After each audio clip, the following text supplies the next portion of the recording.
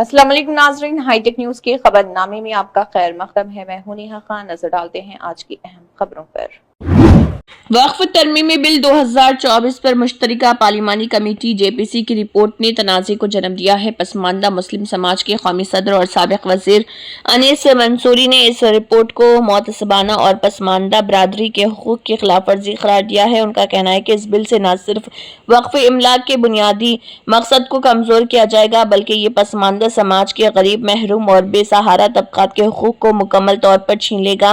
वक्फ का असल मकसद और मौजूदा हैसियत। मंसूरी ने कहा है कि इस्लाम में वक्फ का तस्वुर गरीबों, यतीम बच्चों, बेवाओं, समाज के महरूम तबकों और अपने खानदानों से बिछड़े हुए बुजुर्गों की मदद के लिए बनाया गया है।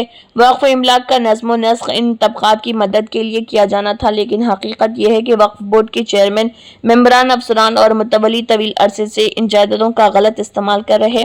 उन्होंने पसमानदा बरादरी के हुकूक को दबाते हुए इन जायदादों को अपने ज़ाती फ़ायदे के लिए इस्तेमाल किया है और उनके ख़ानदानों के लिए दौलत पैदा की। उन्होंने कहा है कि हुकूमत अब इस बिल के ज़रिए बड़ी पॉलिसी के तहत यही काम करने जा रही। इससे वक्फ इमलाक गरीब और नादार तबके के बजाय अमीर और बाअसर लोगों के कब्जे में चली जाएगी।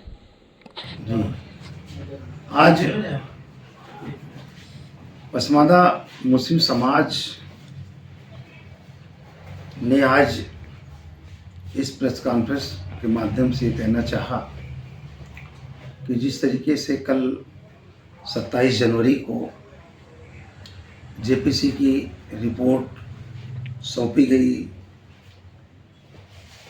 और सरकार में बैठे लोगों ने जिस तरीके से जेपीसी कमेटी की रिपोर्ट का माहौल बनाया, पूरे देश के लोग आज उनके इस कृत्य की निंदा कर रहे हैं। जेपीसी के अध्यक्ष श्री जगदम्बिका पाल आज देश में एक काला अध्याय लिखने में कामयाब रहे और संवैधानिक मूल्यों का हनन किया गया। देश के तमाम वो पसमानदा तबके के मुसलमान, गरीब, वंचित, बेवा, बेसहारा, ये सारे लोग उनको कभी माफ़ नहीं करेंगे। वो सरकार में बैठ करके सरकार के इशारे पर जो कमेटी का सही काम का जो क्रियान्वयन होना था वो सही तौर पे हो नहीं सका।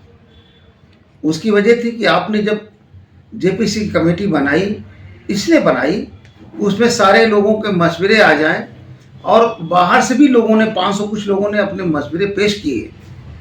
आपने उस पर को पढ़ाई नहीं, विचार नहीं किया उस पर। चलिए कोई बात नहीं।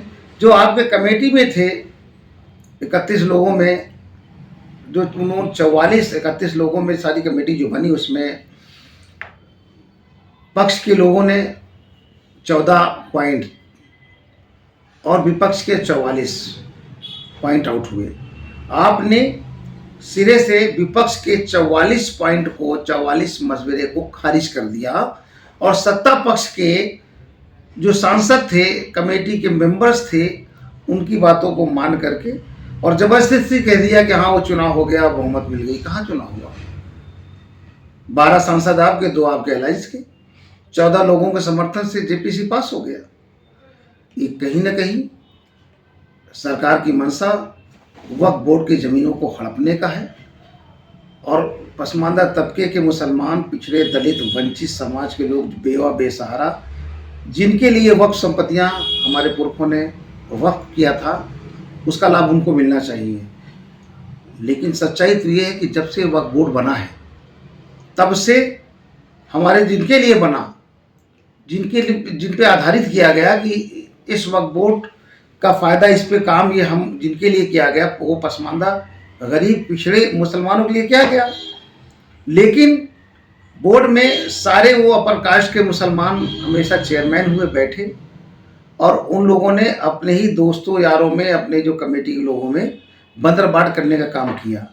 आज जब सरकार ने देखा कि कुछ वक्फ बोर्ड की संपत्तियों की लूट मची हुई है और वो लूट वक्फ बोर्ड के मेंबर्स और वक्फ बोर्ड के माध्यम से सारे लोग, सारे मुतवल्ली और तमाम, मैं नाम लूँ तो बहुत नाम गिनाने में बहुत लंबी फहरिस्त है, ये सारे के सारे लोग वक्फ ज़मीन पर कब्जा करके बैठे हैं, अरबों खरबों की संपत्ति बनाए बैठे हैं, वक्फ बोर्ड की संपत्ति पर कब्जा करके बैठे हुए हैं। वो लोग निरंतर वक्फ बोर्ड की ज़मीनों को लूटने काम कर रहे हैं। जब सरकार की नज़र पड़ी कि ये तो मुतवल्ली लोग लूट कर रहे हैं और ये तो ज़मीन वक्फ की है, तो क्यों ना हम लूटें। मुख्यमंत्री कहते हैं कि वो माफिया लोग बैठे हैं, तो मुख्यमंत्री से बड़ा माफिया कौन है? उन्होंने भी लूटने की एक प्रोग्राम बनाई, केंद्र सरकार ने भी प्लानिंग की कि जो मुसलमानों के फलाह बहबूदी के लिए, वंचित समाज के लिए, किसानों के लिए, वंचितों के लिए और बेवाओं के लिए, बेसहारा के लिए जो ज़मीनें हैं उस पर हम क्यों ना कब्जा करें।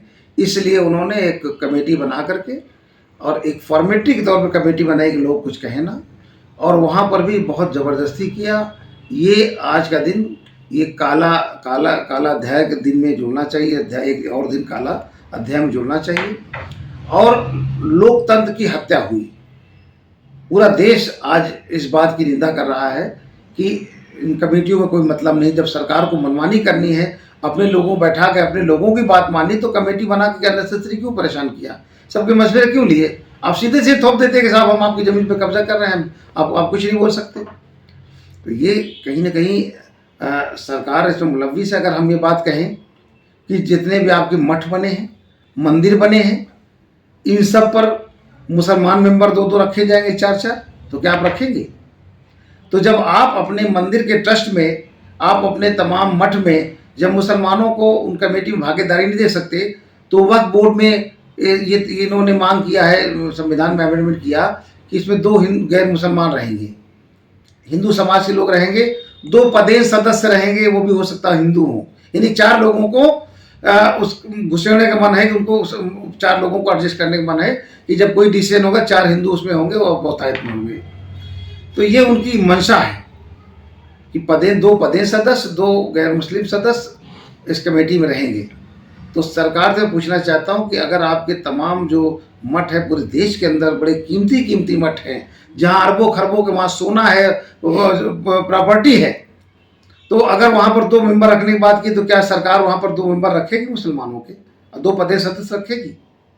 और तीसरी बात यह है कि एक तरफ तमाम मांग कर रहे सनातन बोर्ड बनना चाहिए।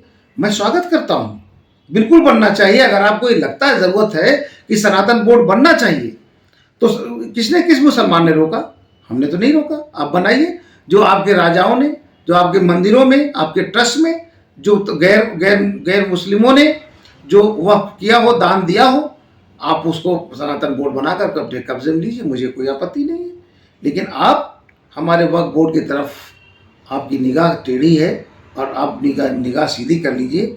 ये देश हित में नहीं है कि आप जो है पूर्ण बहुमत में आकर के कोई भी फैसला अपने पक्ष में कर लें। ये आज नहीं कल आपको तकलीफ देने वाला है।